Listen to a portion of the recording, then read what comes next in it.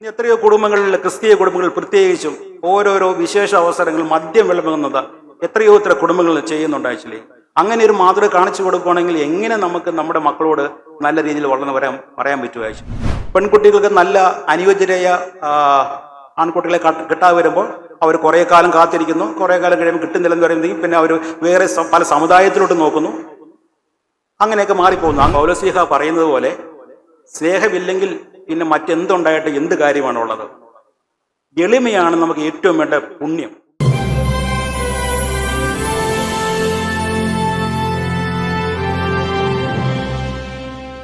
നമ്മുടെ സ്പേസ് യുഗം, ഇന്ത്യയുടെ സ്പേസ് യുഗം ആരംഭിക്കുന്നത് 1963-ലാണ്. അതായത് ഏകദേശം 60 വർഷം പിന്നിടുകയാണ്. ISROയുടെ പിറവിയുമായി ബന്ധപ്പെട്ട് നമ്മുടെ ക്രിസ്തീയ സഭയ്ക്ക് വളരെ അഭിമാനിക്കാവുന്ന ഒരു കാര്യമുണ്ട്. തിരുവനന്തപുരത്ത് തുമ്പയിൽ ഇന്ന് മഗ്ദലന മേരിയുടെ നാമധേയത്തിലുള്ള പള്ളിയും ആ പ്രദേശങ്ങളും ഉൾപ്പെടുന്ന സ്ഥലം ഏതാണ്ട് 60 വർഷം മുമ്പ് തിരുവനന്തപുരം ലത്തീൻ അതിരൂപതയുടെ അന്നത്തെ ബിഷപ്പായിരുന്ന ജോർജ് ബെർണാഡ്, അഭിനന്ദ ജോർജ് ബെർണാഡ് പിതാവും അവിടുത്തെ സഭാ സമൂഹവും വളരെ സന്തോഷത്തോടു കൂടി ഡോക്ടർ വിക്രം സാരാഭായ് ശാസ്ത്രജ്ഞരും ഈ സ്ഥലം റോക്കറ്റ് വിക്ഷേപിക്കാൻ അനുയോജ്യമാണെന്ന് പറഞ്ഞപ്പോൾ വളരെ സന്തോഷത്തോടെ ആ സ്ഥലം വിട്ടു നൽകിയതാണ് നമുക്ക് ISRO സ്ഥാപിക്കാൻ കാരണമായത്. അതുകൊണ്ട് നമുക്ക് ക്രിസ്തീയ സഭയ്ക്ക് മൊത്തത്തിൽ അഭിമാനിക്കാം. കാരണം ശാസ്ത്രത്തിന്റെ കൂടെയാണ് എന്ന് സഭയെന്നും നമുക്ക് എന്നും അഭിമാനിക്കാവുന്ന ഒരു കാര്യമാണ്. ഇന്നും ആ സ്ഥലം, ആ പള്ളി അതേപോലെ സൂക്ഷിച്ചിരിക്കുകയാണ്. അതിന്റെ ബാഹ്യ രൂപത്തിനൊന്നും ഒരു മാറ്റവും വരുത്തിയിട്ടില്ല. ആ കുരിശും മേരി മഗ്ദലനയുടെ അതെല്ലാം അതേപടി സൂക്ഷിച്ചിരിക്കുകയാണ് ISRO. ഇന്ന് ബേസിക്കലി അതൊരു സ്പേസ് മ്യൂസിയമായിട്ട് കൺവേർട്ട് ചെയ്തിട്ടുണ്ട്. അകത്തൊക്കെ സ്പേസ് മ്യൂസിയമായിട്ട് കൺവേർട്ട് ചെയ്തിട്ടുണ്ട്. ഈ സ്പേസ് മ്യൂസിയം സന്ദർശിക്കുവാൻ ബേസിക്കലി നമുക്ക് ഇന്ത്യക്കാരായി എല്ലാവർക്കും ഫ്രീ ആയിട്ട് സന്ദർശിക്കാനുള്ള അവസരമുണ്ട്. വിക്രം സാരാഭായ് സ്പേസ് സെന്ററിന്റെ സൈറ്റിൽ പോയി കഴിഞ്ഞാൽ നമുക്ക് പാസ് എടുക്കാവുന്നതാണ്. എല്ലാവർക്കും അവിടെ സന്ദർശിക്കാവുന്ന അവസരമുണ്ട്. അത് അറിയത്തില്ലാത്തത് അറിയിലോട്ട് ഞാൻ പറഞ്ഞത് മാത്രമേ ഉള്ളൂ. ഇനി മറ്റു കാര്യങ്ങൾ കടന്നു കഴിഞ്ഞാൽ ഓൾറെഡി പിതാക്കന്മാരെല്ലാം വളരെ വിശദമായിട്ട് പറഞ്ഞു കഴിഞ്ഞു. എനിക്ക് പറയാൻ തോന്നുന്നത് ബേസിക്കലി നമ്മുടെ കുടുംബങ്ങളെക്കുറിച്ചും യുവജനങ്ങളെക്കുറിച്ചുമാണ്.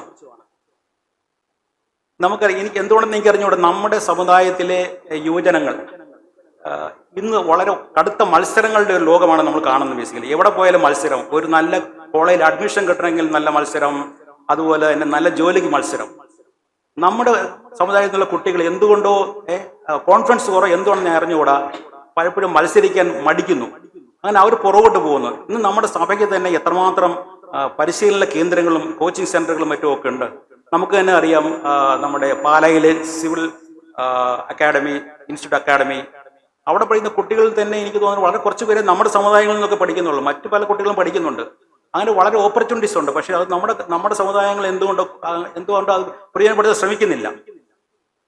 ഇന്നൊരു നമ്മൾ ഗവൺമെന്റ് സെക്ടറിൽ എടുത്തു കഴിഞ്ഞു കഴിഞ്ഞാൽ നമ്മുടെ കുട്ടികളുടെ പ്രാതിനിധ്യം, റെപ്രസെന്റേഷൻ വളരെ കുറവ് പോലെ തോന്നുന്നു. ആക്ച്വലി പണ്ടൊക്കെ IAS, IPS അങ്ങനെ വളരെ ഉന്നത തലങ്ങളിലെല്ലാം നമ്മുടെ ധാരാളം ആളുകളുണ്ടായിരുന്നു.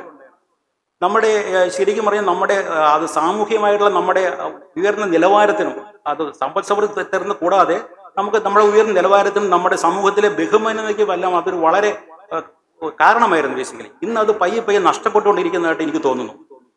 ഇന്ന് നമ്മൾ പല കുട്ടികളും ബേസിക്കലി ഒരു എഞ്ചിനീയറിംഗോ അല്ലെങ്കിൽ ഡിഗ്രി കഴിഞ്ഞാൽ ഏതെങ്കിലും ഒരു സോഫ്റ്റ്വെയർ കമ്പനിയിൽ കയറിക്കൂടി അതിലങ്ങ് കണ്ടിന്യൂ ചെയ്യുവാണ്. അല്ലാണ്ട് കൂടുതൽ പരിശ്രമിക്കാനോ ഒന്നും തയ്യാറാകുന്നതായിട്ട് കാണുന്നില്ല. എനിക്ക് മനസ്സിലാകുന്നില്ല എന്തുകൊണ്ടാണ് ഇത്രമാത്രം പേര് നമ്മുടെ നാട്ടിൽ നിന്ന് വിദേശത്തേക്ക് പോകുന്നതെന്ന്. തീർച്ചയായിട്ടും നമ്മൾ മെനക്കെടാൻ തയ്യാറാകണം. ഇവിടെയും ധാരാളം ഓപ്പർച്യൂണിറ്റീസ് ഉണ്ട് ബേസിക്കലി. അത് നമ്മൾ കണ്ടുപിടിക്കുക എന്നുള്ളതാണ് ഇമ്പോർട്ടൻറ്റ്. പണ്ടും ഉണ്ടായിരുന്നു, എല്ലാ കാലത്തും ഉണ്ടാവും. പണ്ടൊക്കെ അത് 1000-ങ്ങളിലും 10,000-ങ്ങളിലും ആണെങ്കിൽ ഇന്നത് ഓരോ വർഷവും 50,000 ലക്ഷക്കണക്കിന് പിള്ളേരാണ് ആക്ച്വലി. പണ്ടൊക്കെ ബിടെക് അല്ലെങ്കിൽ ഡിഗ്രി കഴിഞ്ഞിട്ട് പോകുന്നത് ഇന്നിപ്പം 10ാം ക്ലാസ് കഴിയുമ്പോൾ തൊട്ട് തുടങ്ങുകയാണ് വിദേശത്തേക്കുള്ള വലിയ ലോണുകളെല്ലാം എടുത്ത്. ഇങ്ങനെ പോയി കഴിഞ്ഞാൽ കുറച്ച് കഴിയുമ്പോഴത്തേക്കും ഞങ്ങളുടെയൊക്കെ തലമുറ കഴിയുമ്പോഴത്തേക്കും ഈ നാട്ടിൽ യുവജനങ്ങളൊന്നും കാണത്തേ ഇല്ല. കുറച്ച് വൃദ്ധരും കുറച്ച് വൃദ്ധസദനങ്ങളും മാത്രമേ കാണത്തുള്ളൂ. അപ്പൊ ഇതിന് നമ്മൾ വളരെ ഗൗരവമായിട്ട് ചിന്തിക്കേണ്ട കാര്യമാണ്. ഇതിനൊരു പരിഹാരം നമ്മൾ കണ്ടെത്തേണ്ടതുമാണ്. ഇതിന് നമ്മുടെ പള്ളികൾ, എനിക്ക് തോന്നുന്നു നമ്മുടെ പള്ളികളൊക്കെ കേന്ദ്രീകരിച്ച് പലതും ചെയ്യാൻ സാധിക്കും. നമ്മൾ തറയിൽ പിതാവിൻ്റെ പ്രത്യേക താല്പര്യപ്രകാരം നമ്മൾ തിരുവനന്തപുരം ഫൊറോനയിൽ മോർലിയച്ചിൻ്റെ നേതൃത്വത്തിൽ, മോർലി കൈപ്പറിച്ച് നേതൃത്വത്തിൽ നമ്മൾ ഉദ്യോഗസ്ഥ കൂട്ടായ്മ, അങ്ങനെയുള്ള പല പല കൂട്ടായ്മകൾ, വാട്സാപ്പ് കൂട്ടായ്മകളെല്ലാം തുടങ്ങിയിട്ടുണ്ട്. അപ്പോൾ ആ കൂട്ടായ്മകളിൽ നമ്മളിങ്ങനെ ഓരോ സമയത്ത് ഇങ്ങനെ പുതിയ വരുന്ന ജോബ് ഓപ്പർച്യൂണിറ്റീസ്, അങ്ങനെയുള്ള പല കാര്യങ്ങളും നമ്മൾ പോസ്റ്റ് ചെയ്യുന്നുണ്ട്. അതൊക്കെ വളരെ സഹായകമായ എന്നാണ് ഞാൻ മനസ്സിലാക്കുന്നത്. പിന്നെ നമുക്ക് ടോട്ടലി വിദേശത്ത് പോകുന്നൊന്നും പൂർണ്ണമായിട്ടും തടയാൻ പറ്റുമെന്ന് എനിക്ക് തോന്നുന്നില്ല, എപ്പോഴും ഉണ്ടാവും. അങ്ങനെ പോയാലും ആ കുട്ടികളെ നമ്മളോട് സഭയോടും എല്ലാം ചേർത്ത് നിർത്താനുള്ള വളരെ ശ്രമകരമായ ഒരു ദൗത്യം നമ്മൾ ഏറ്റെടുക്കാനായിട്ടുണ്ട്.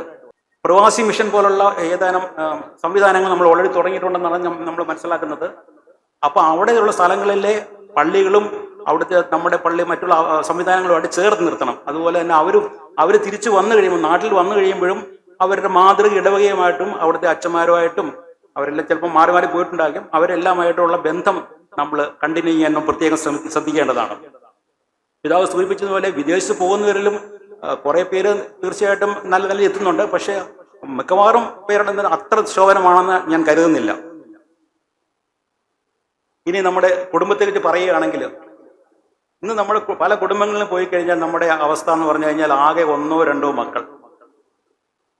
പണ്ടൊക്കെ 8-10 മക്കൾ എന്ന് പറയുന്നത് നമ്മുടെ എല്ലാ കുടുംബങ്ങളിലെല്ലാം ഉണ്ടായിരുന്നതാണ്. എൻ്റെ കുടുംബത്തിലും എൻ്റെ കുടുംബത്തിലെ ഏറ്റവും ഇളയയാളാണ് ഞാൻ. എൻ്റെ കുടുംബത്തിലും ഞങ്ങൾ 8 മക്കളുണ്ട്.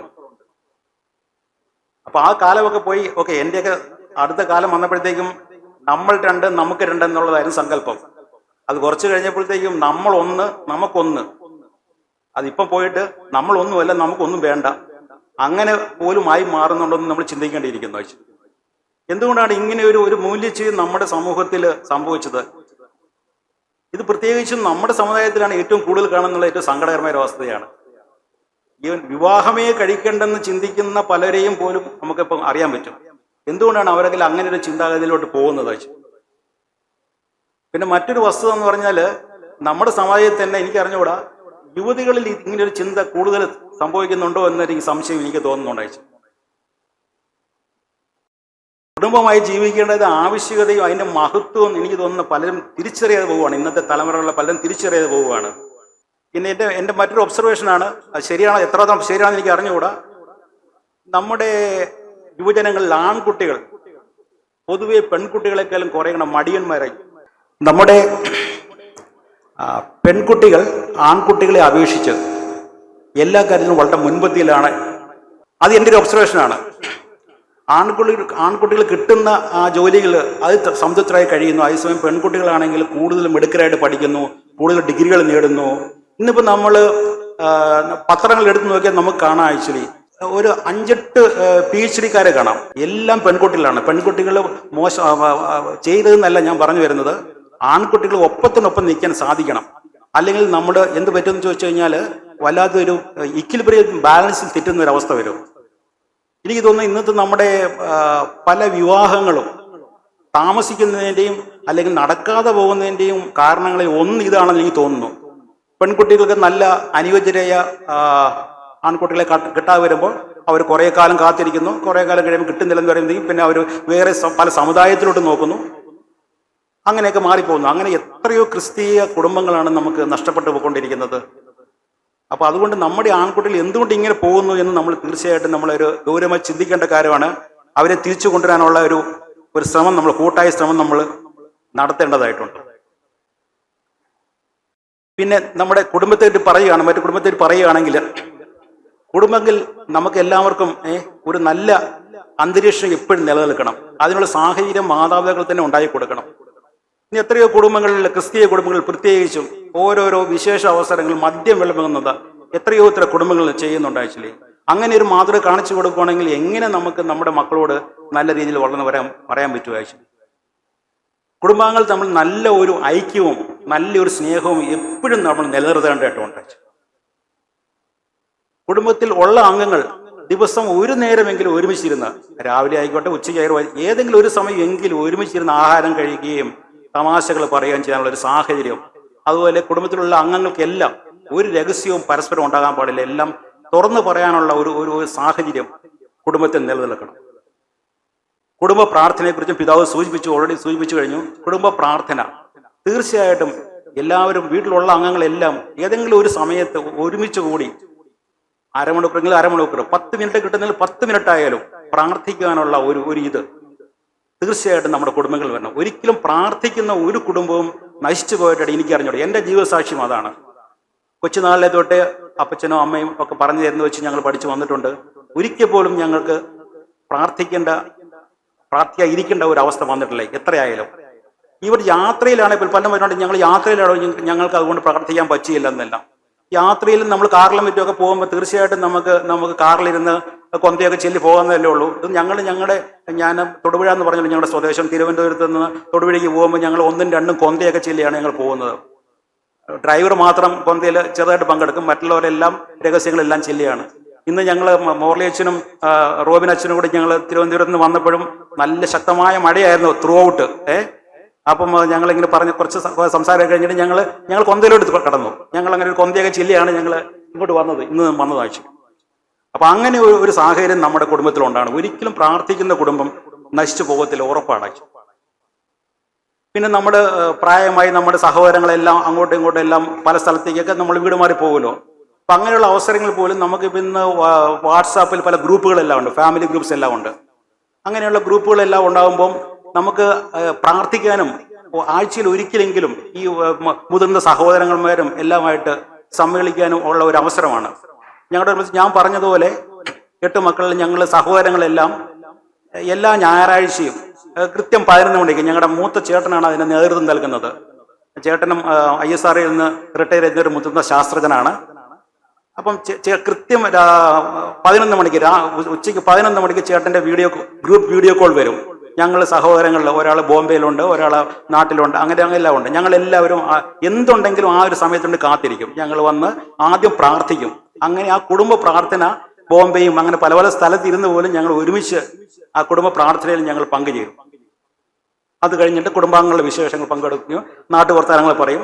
അപ്പം അങ്ങനെയുള്ള ഒരു സാഹചര്യം നമ്മുടെ കുടുംബങ്ങൾ ഉണ്ടാകുന്നത് നല്ലതാണ് എന്നെനിക്ക് തോന്നുന്നു. ആക്ച്വലി അങ്ങനെ നമ്മുടെ കുടുംബങ്ങൾ ശരിക്കും പറയാൻ ഒരു സ്വർഗ്ഗതുല്യം. ബേസിക്കലി നമ്മൾ നല്ലവരായി കഴിഞ്ഞാൽ, കുടുംബങ്ങൾ നല്ലവരായി കഴിഞ്ഞാൽ പിന്നെ സഭയും രാജ്യവും എല്ലാം നല്ലവരാകും.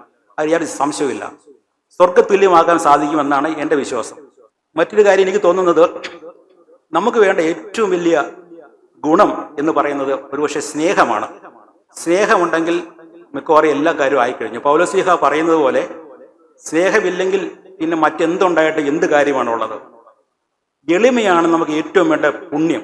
അതുപോലെ നമുക്ക് അഹങ്കാരവും ഈഗോയും ഇത് മാറ്റി വെച്ച് കഴിഞ്ഞാൽ ലോകത്തിലുള്ള സകല പ്രശ്നങ്ങളും തീരും. വേറെ ഒരിടത്തും ഒരു പ്രശ്നം ഉണ്ടാകത്തില്ല. ഞാനാണ് വലിയവൻ, അല്ലെങ്കിൽ ഞാൻ ഇന്ന പൊസിഷനിലുള്ള ആളാണ്, അങ്ങനെയുള്ള ചിന്തകൾ വരുന്നതുകൊണ്ടാണ് നമുക്ക് എല്ലാ പ്രശ്നങ്ങളും ഉണ്ടാകുന്നത്. ഇത് മാറ്റിയാൽ നമുക്ക് എല്ലാ പ്രശ്നങ്ങളും മാറ്റാൻ പറ്റും. നമ്മൾ ഈ വ്യാപരിക്കുന്ന മേഖല, ഏത് മേഖലയായാലും നമുക്ക് അവിടെ ക്രിസ്തുവിനെ പ്രഘോഷിക്കാനും, നമ്മൾ സുവിശേഷം പ്രസംഗിക്കണമെന്നില്ല, നമ്മുടെ ഓരോ കർമ്മ മേഖലയിലും നമുക്ക് സുവിശേഷം പ്രസംഗിക്കാനും ക്രിസ്തുവിന്റെ സാക്ഷ്യം വഹിക്കാനും ക്രിസ്തുവിനെ മഹത്വപ്പെടുത്താനും സാധിക്കും എന്നാണ് ഞാൻ മനസ്സിലാക്കുന്നത്. നമ്മൾ പല ഓഫീസിലൊക്കെ പല ജോലി ചെയ്യുന്നവരുണ്ടല്ലോ, നമ്മളെ സമീപിക്കുന്നവർക്ക് അവർക്ക് വേണ്ട കാര്യങ്ങൾ യാതൊരു പണമോ അല്ലെങ്കിൽ യാതൊരു മറ്റൊന്നും ആഗ്രഹിക്കാതെ യഥാസമയം സ്നേഹത്തോടെ ചെയ്തു കൊടുക്കുക. ഇനി മറ്റൊരു കാര്യം, ഈ ടൈം മാനേജ്മെന്റ്. പലരും പറയാറുണ്ട് ടൈം കിട്ടാറില്ല, നമുക്ക് ടൈം കിട്ടാറില്ലെന്ന്. എൻ്റെ അഭിപ്രായത്തിൽ ഇപ്പം ഞങ്ങളുടെ ISROയുടെ കാര്യം എടുത്തു കഴിഞ്ഞാൽ നമ്മൾ ഈ കുറേ റോക്കറ്റുകളുടെ ലോഞ്ചിങ്ങിന് വേണ്ടി ഒരു മാനിഫെസ്റ്റോ ഉണ്ടാകും.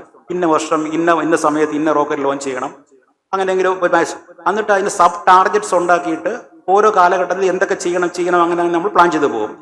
അപ്പോൾ പല സമയത്തും ചിലപ്പോൾ എക്സ്ട്രാ ഒത്തിരി വർക്ക് ചെയ്യേണ്ടി വരും. പല റോക്കറ്റ് വിഷയങ്ങളോട് അടുക്കുമ്പോൾ ഒക്കെ നമ്മൾ രാത്രിയും പകലും കണ്ടിന്യൂസ് ആയിട്ട് വർക്ക് ചെയ്യേണ്ടി വരാം. എന്നാലും നമുക്ക് പ്രത്യേക സമയത്ത്, എസ്പെഷ്യലി ചന്ദ്രനിലേക്കുള്ള ഒരു റോക്കറ്റ് വിഷയമാണെങ്കിൽ ഒരു ദിവസം നിശ്ചയിച്ചാൽ നമുക്കത് മാറ്റാൻ പറ്റത്തില്ല. മാറ്റി കഴിഞ്ഞാൽ അടുത്ത സ്ലോട്ട് കിട്ടുന്നത് മേ ബി 6 മാസം കഴിഞ്ഞായിരിക്കും. അപ്പൊ കൃത്യം അന്ന് തന്നെ നടക്കണം. അപ്പൊ എവിടെയെങ്കിലും താമസം വന്നാൽ നമ്മൾ എക്സ്ട്രാ ജോലി ചെയ്ത് നമ്മളത് തീർക്കും. അപ്പൊ അതിനുള്ള ഒരു സന്നദ്ധത നമുക്ക് കാണണം. അതിന് പ്രോപ്പർ ടൈം മാനേജ്മെന്റിലൂടെ നമുക്കിത് സാധ്യമാണ്. എൻ്റെ ഔദ്യോഗിക ജീവിതത്തിന് താങ്ങും തണലുമായി നിൽക്കുന്നത് അഥവാ ഊർജം പകരുന്നത് ശരിക്കും പറഞ്ഞാൽ എൻ്റെ പള്ളിയുമായിട്ടുള്ള അടുപ്പമാണ്. അത് ഈ വളരെ അഭിമാനത്തോടെ പറയാൻ പറ്റും. ആക്ച്വലി ഞാൻ സ്വയം പേടി പറയാൻ വിചാരിക്കരുത്. ഞാൻ ഒരിക്കലും ഒരു സംഭവം ഞാൻ ഓർക്കുകയാണ്. ഒരു ഞായറാഴ്ച ഞങ്ങളെ പള്ളിയിൽ ഇങ്ങനെ ഞായറാഴ്ചത്തെ ബൈബിൾ വായനകൾ 2 വായനകൾ ഇങ്ങനെ ഓരോ പ്രെയർ ഗ്രൂപ്പ്സ് മാറി മാറിയാണ് ചെല്ലുന്നത്. അപ്പോൾ ഒരു ഞായറാഴ്ചത്തെ അന്നത്തെ ബൈബിൾ വായന ഞങ്ങളുടെ ഗ്രൂപ്പിൻ്റെതായിരുന്നു. അപ്പം മിക്കവാറും ഒരു വായന ഞാൻ വായിക്കും, രണ്ടാമത്തെ വായന മറ്റൊരാൾ വായിക്കും, അങ്ങനെയാണ്. അപ്പം അന്ന് ആ ഞായറാഴ്ച തലേ ദിവസം ആ ശനിയാഴ്ച ഞാൻ ഒരു റോക്കറ്റ് ലോഞ്ചിങ്ങുമായിട്ട് ബന്ധപ്പെട്ട് ഞങ്ങളുടെ ശ്രീഹരിക്കോട്ടയിലാണ്. അപ്പം ഞാൻ ഇനി തിരക്കിനെല്ലാം ഇടയ്ക്ക് എനിക്ക് ആക്ച്വലി ഇതിനിടയ്ക്ക് പുതിയ ഒരാളെ കണ്ടെത്താൻ എനിക്ക് സമയം കിട്ടിയില്ല. പക്ഷേ എനിക്ക് എൻ്റെ ഉത്തരവാദിത്തങ്ങൾ പൂർണ്ണമായിട്ട് നിർവഹിച്ചേ പറ്റത്തുള്ളൂ. ഞാൻ അന്ന് രാത്രി ഞായറാഴ്ച അതിരാവിലെ ശ്രീഹരിക്കോട്ടയിൽ നിന്ന് അറൗണ്ട് 100 കിലോമീറ്റർ അകലെയുണ്ട് മദ്രാസ് എയർപോർട്ടിലോട്ട്. അവിടുന്ന് വന്നു അറൗണ്ട് 4 മണി, അതിരാവിലെ 4 മണിക്ക് മദ്രാസ് ചെന്നൈ എയർപോർട്ടിലെത്തി. 5 മണിക്ക് ചെന്നൈ എയർപോർട്ടിൽ നിന്നുള്ള തിരുവനന്തപുരം ഫ്ലൈറ്റ്, 5 മണിക്ക് ഫ്ലൈറ്റ് സ്റ്റാർട്ട് ചെയ്തു. അറൗണ്ട് 6:30 ആയപ്പോഴത്തേക്കും ഞാൻ തിരുവനന്തപുരം ലാൻഡ് ചെയ്തു. അവിടെ നിന്നൊക്കെ എനിക്ക് വേണ്ടി ഒഫീഷ്യൽ വണ്ടി കാത്തു നിൽപ്പുണ്ടായിരുന്നു. 6:30 നേരെ പള്ളിയിലോട്ട് പോയി. വീട്ടിൽ പോലും പോയില്ല, നേരെ പള്ളിയിലോട്ട്. എൻ്റെ ഭാര്യയും മറ്റു മക്കളും എല്ലാം നേരെ പള്ളിയിലോട്ട് വന്നിരുന്നു.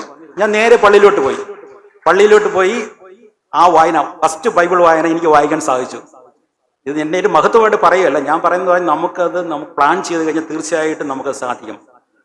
അതുപോലെ എൻ്റെ ഒഫീഷ്യൽ ജീവിതത്തിൻ്റെ ഞാൻ ജനറലി പ്രാർത്ഥിക്കുന്ന പോലെ എൻ്റെ ഒഫീഷ്യൽ കാര്യങ്ങളിൽ എവിടെയെങ്കിലും എന്തെങ്കിലും പ്രശ്നം, ടെക്നിക്കൽ പ്രോബ്ലം വന്നാലും ഞാൻ ആദ്യം പ്രാർത്ഥിച്ചിട്ട് പോയി കഴിഞ്ഞാൽ എനിക്ക് ഡെഫിനറ്റ് ഒരു സൊല്യൂഷൻ കിട്ടുമെന്ന് ഉറപ്പാണ്. ആക്ച്വലി ഇത് എൻ്റെ ജീവിതാനുഭവമാണ്. അങ്ങനെ കുർബാനയും, മദർ തെരേസ പറഞ്ഞതുപോലെ കുർബാനയും പ്രാർത്ഥനയും ആണ് എൻ്റെ കുടുംബത്തിൻ്റെ പൂർണ്ണമായ സപ്പോർട്ടും. ഇതാണ് എൻ്റെ സന്തോഷവും എൻ്റെ വിജയത്തിൻ്റെ ഒരു രഹസ്യമെന്ന് ഞാൻ പൂർണ്ണമായിട്ട് വിശ്വസിക്കുകയാണ്.